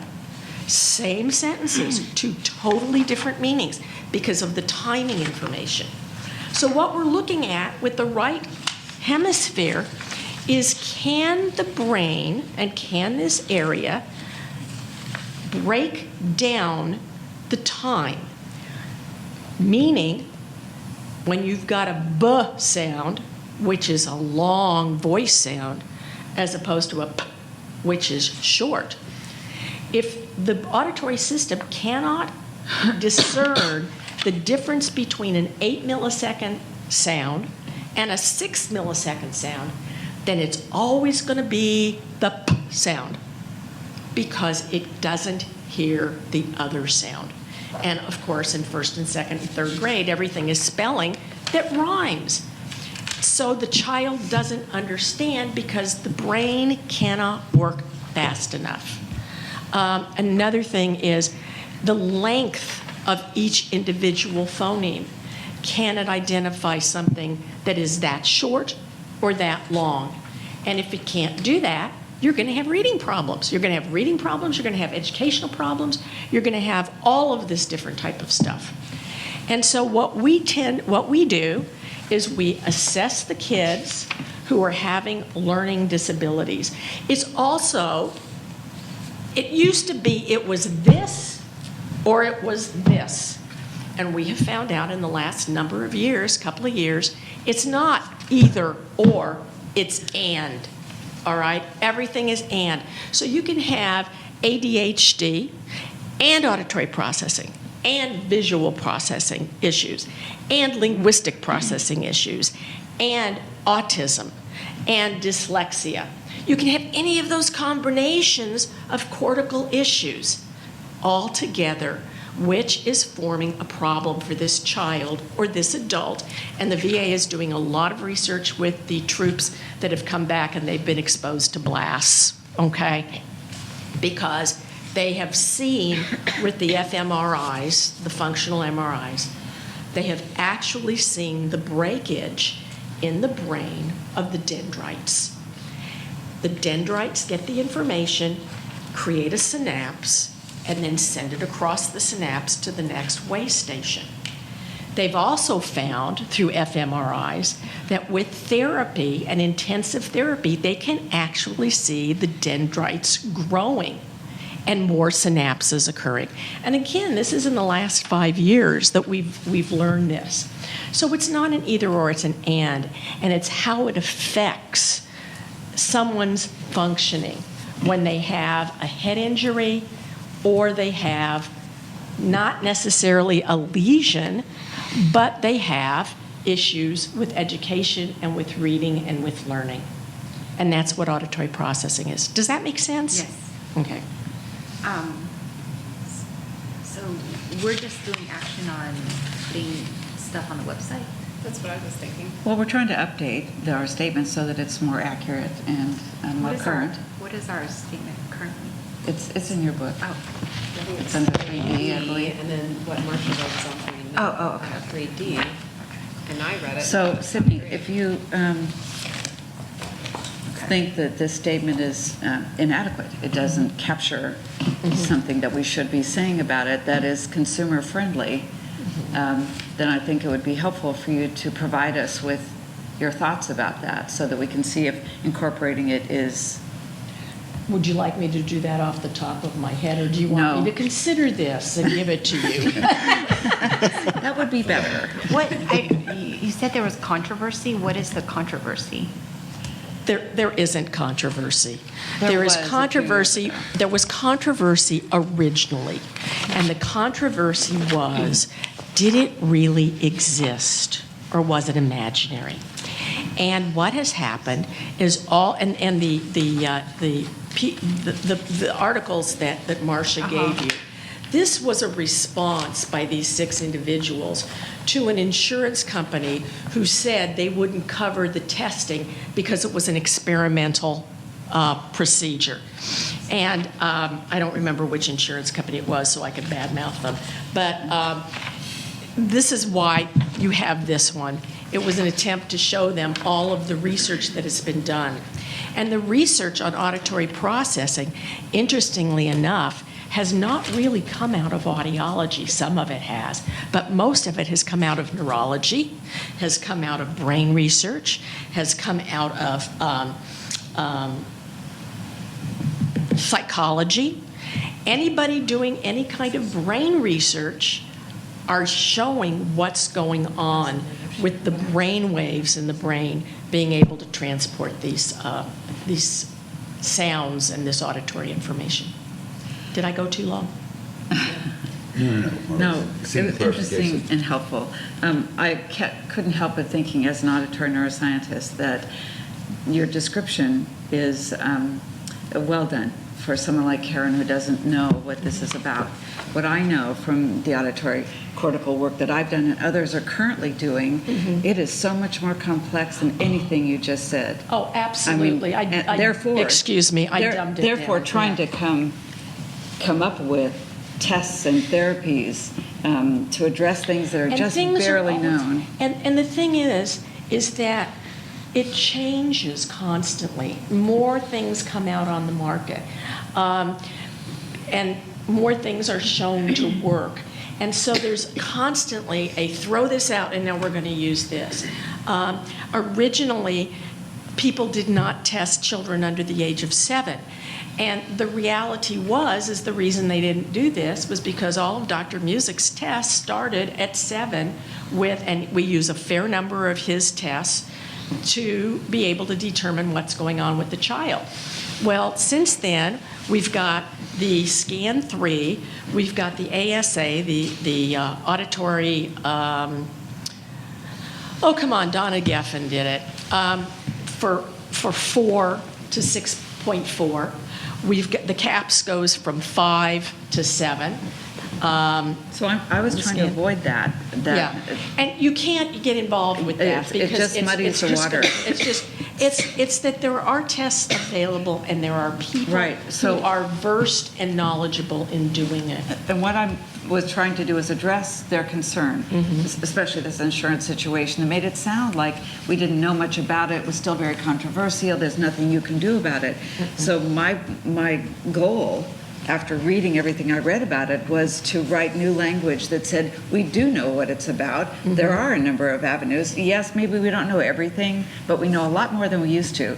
And I would recommend to the board that they adopt something like this with any amendments that we get along the way. I would love to see what you In wrote. fact, I'm wondering if this is too, as for consumers, if it's too much science language, too much anatomy language, that kind of thing, and that we ought to simplify it in some ways. I would love to see what you wrote and throw my 2 cents So in. do we have That's what I was gonna handouts ask somewhere? earlier, if there's copies of any of this in the back. There wasn't any. There wasn't? Let me give you my copy. Would it be appropriate for me to, I can send it to you? Yeah, just email it to me. I think part of the issue is that this is a watershed area that doesn't just doesn't just encompass audiology, but really encompasses neuroscience. It does. So it's very rapidly developing within neuroscience and audiology both. My residents don't know anything about it, and so when I bring up CAPD, they're like, so I mean, you're very well positioned to write this position statement. So I see what's out there. And in terms of interpretation, and the whole work by Eddie Chang, all that temporal lobe work, Wernicke's just kind of gone away. It's all new.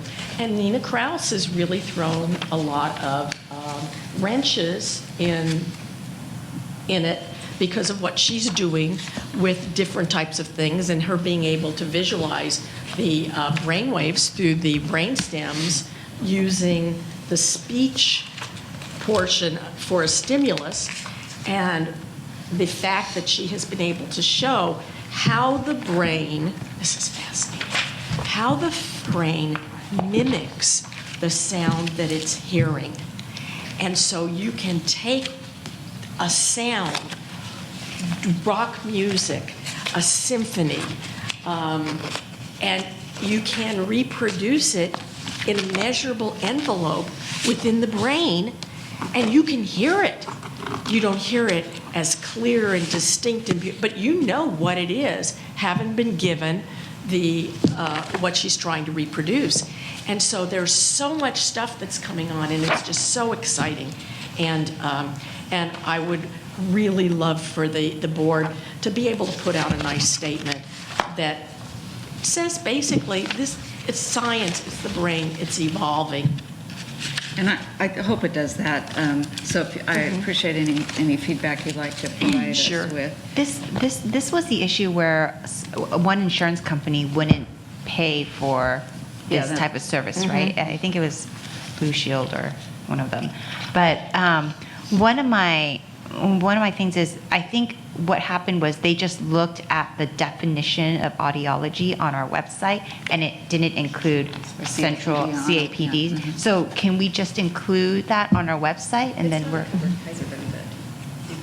What'd you say? It's not a covered Kaiser benefit either. Okay. That's our hope, is to bring it up to speed in terms of the state of the science and provide that information so practitioners could reference this. Yeah. That would support. Yeah, because I think that's what happened. Like, what I remembered was somebody called into the office and said, is CAPD part of audiology? And they just looked at the definition of audiology and it says, oh, it's not there. So then they decided not to cover it. That was just that one case. So you're saying Kaiser doesn't cover it either? There are a number of insurance companies that don't. For the most part, if the parent what I have found, if the parent has a prescription from the pediatrician that says they want them to get an auditory processing assessment, okay, and they submit that with my super bill, they will get paid something, okay? Not a whole heck of a lot of money, but they do get something.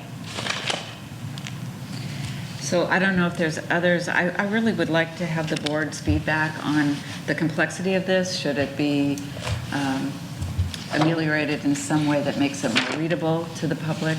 I think so. So if you, I mean, I could look at it and then.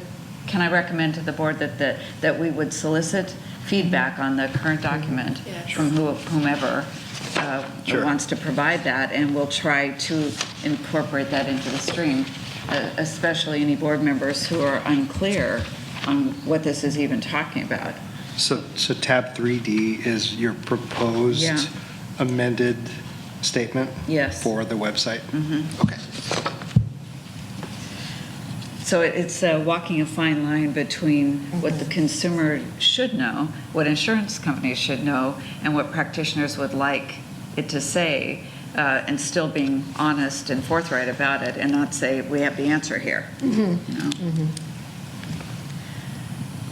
So can we make a recommendation that that we select this information and bring it back to the board at some later date with any incorporations?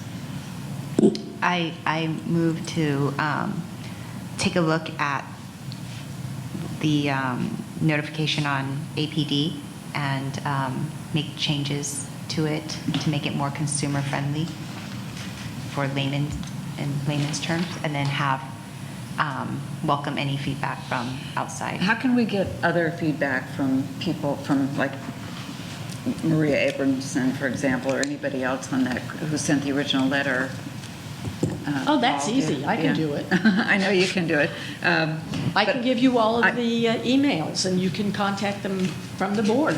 Is that appropriate for me to do that? Sure. Just as opposed to Sid going out and asking her colleagues to look at it.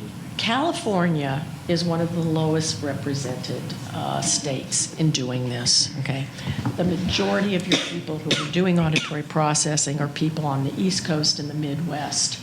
And so in terms of the California people, I would give you who is doing it, that I know who is doing it here in the state, but I would also add a number of individuals who are around the country who do this. How many doctors are actually know about this stuff in California, and how many pediatricians are actually like putting it forward? It's not coming from the physicians. It's coming from the speech language pathologists. It's coming from the psychologists.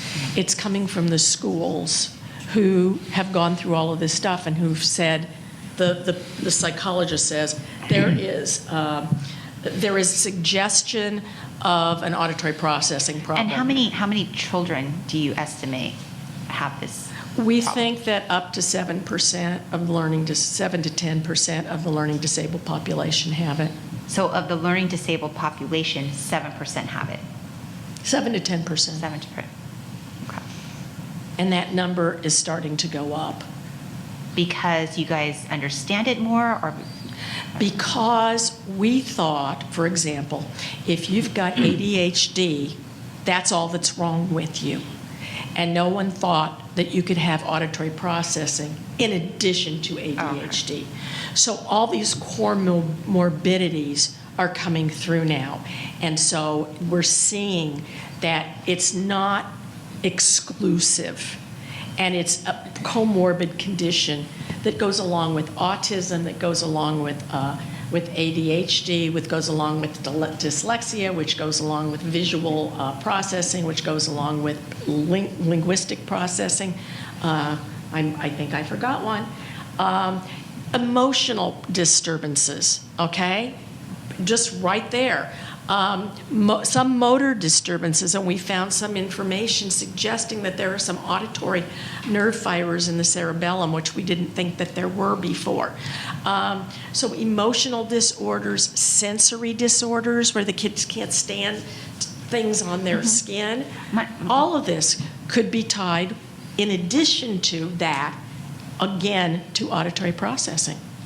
So there just seems to be greater understanding of the granularity of what certain learning disorders might be. So what used to be once lumped as just big ADD, ADHD, there seems to be greater understanding of what is specifically that is, that it's actually maybe an auditory issue of ADHD. For some subset of people, there may be an auditory issue specifically, or Right. correct me I'm if I'm trying to wrong. understand why insurance companies won't cover it. Because it's all new. Yeah, because It's new, and they don't want to cover anything, Yeah, okay? that's I have. fundamentally the issue. Yeah, United Healthcare, all right? I have had patients submit it. United Healthcare called me from Bangladesh or wherever it is, and they said, how much money do you actually want for this procedure?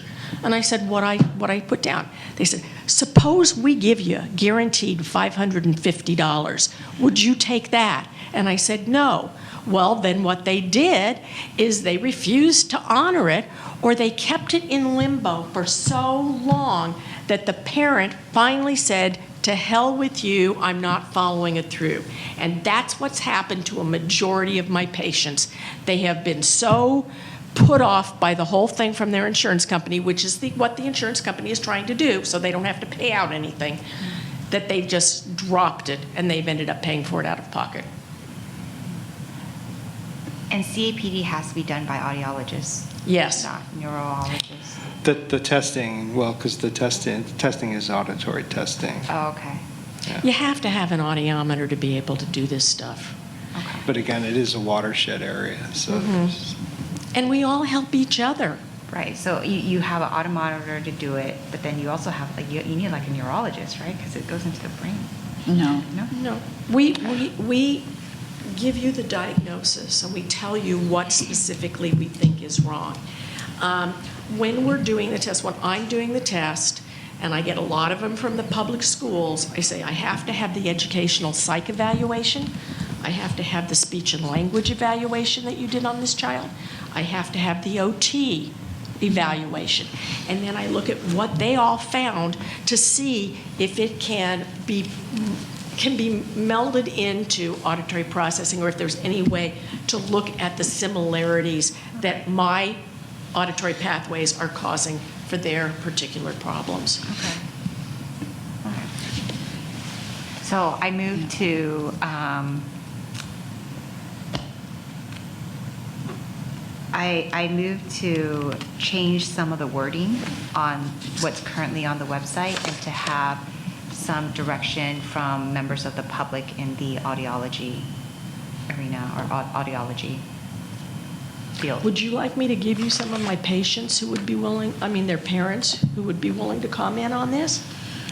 For the sake of perhaps readability, on that basis, perhaps that would be helpful. Okay. I'll put together a report. So can part of the motion be that we are soliciting professional and lay input to amend the statement that's currently on the website, so that it's more up-to-date, more accurate, more relevant? How would you like me to present this to the lay people?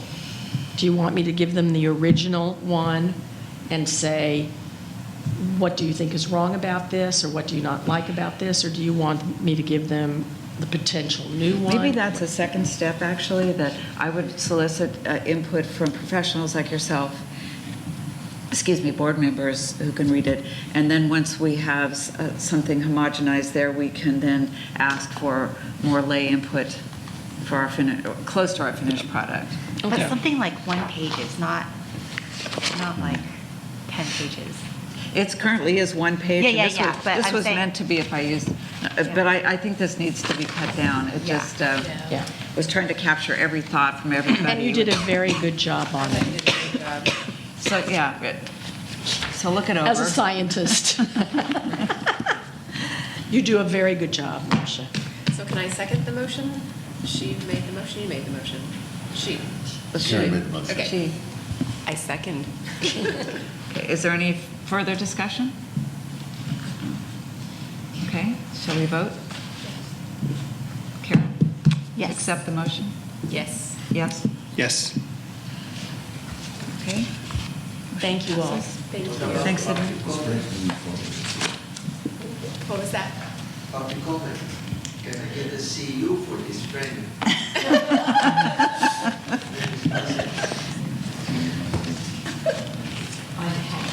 So what do you do when you have kids at Kaiser that have to No, we're just moving on to the next topic. And, but then they don't, Okay. what if Let they only me have ask you. kids? Kaiser. Michael, if we want to reconvene this committee tomorrow, do we have to open up the whole board meeting, go into committee again? Oh, you're not going to finish the committee. So we further them out to Let's see, we regional? have more stuff. We have one issue to talk about regarding clock hours, and I think that's going to probably be. But then they have to pay out of pocket? Well, you're just going to recess the committee meeting? Is that what Yes, you want to do? yes. Okay, yeah, then tomorrow you just pick up, you do call the order, roll call, same thing. Okay. Because you're just going to, you're not going to adjourn the audiology practice. Okay, so we're just going to recess, and then you'll make a roll call again. Okay. So the committee will recess until tomorrow morning, and then we'll pick up other issues under this committee. That's tomorrow at 9 a.m. So we finish the business of the day? Yes. Yeah. Do you do track changes? Can I